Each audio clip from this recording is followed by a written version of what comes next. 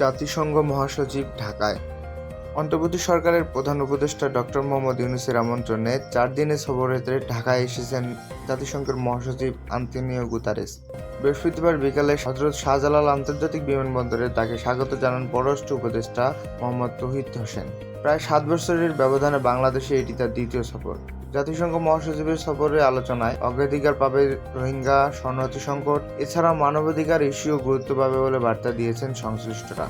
পররাষ্ট্র মন্ত্রণালয়ের কর্মকর্তারা জানিয়েছেন, সূচি অনুযায়ী শুক্রবার সকালে মহাসচিবের সঙ্গে প্রথমে পররাষ্ট্র উপদেষ্টা এবং পরে প্রধান উপদেষ্টা রোহিঙ্গা সমস্যা ও অগ্রাধিকার প্রাপ্ত বিষয়াবলী সংক্রান্ত বিশেষ প্রতিনিধি খলিলুর রহমান সৌজন্য সাক্ষাৎ করবেন। এরপর প্রধান উপদেষ্টা অধ্যাপক ইউনূসের সঙ্গে তার দপ্তরে বৈঠক করবেন জাতিসংঘ মহাসচিব।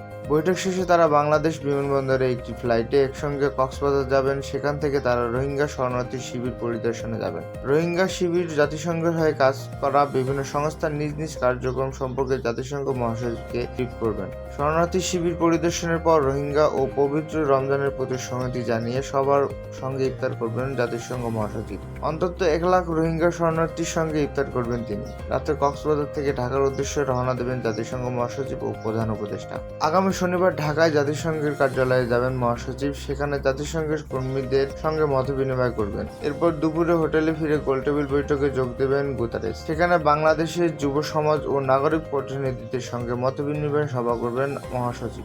এদিন সন্ধ্যায় জাতিসংঘ মহাসচিবের সম্মানে ইফতার ও নৈশভোজের আয়োজন করেছেন প্রধান উপদেষ্টা ডক্টর মোহাম্মদ ইউনূস। 16 মার্চ সকালে ঢাকা ছেড়ে যাওয়ার কথা রয়েছে জাতিসংঘ সচিবের। প্রসঙ্গত 2018 সালের জুলাই মাসে বাংলাদেশ সফরে এসেছিলেন জাতিসংঘের মহাসচিব গুতেরেস।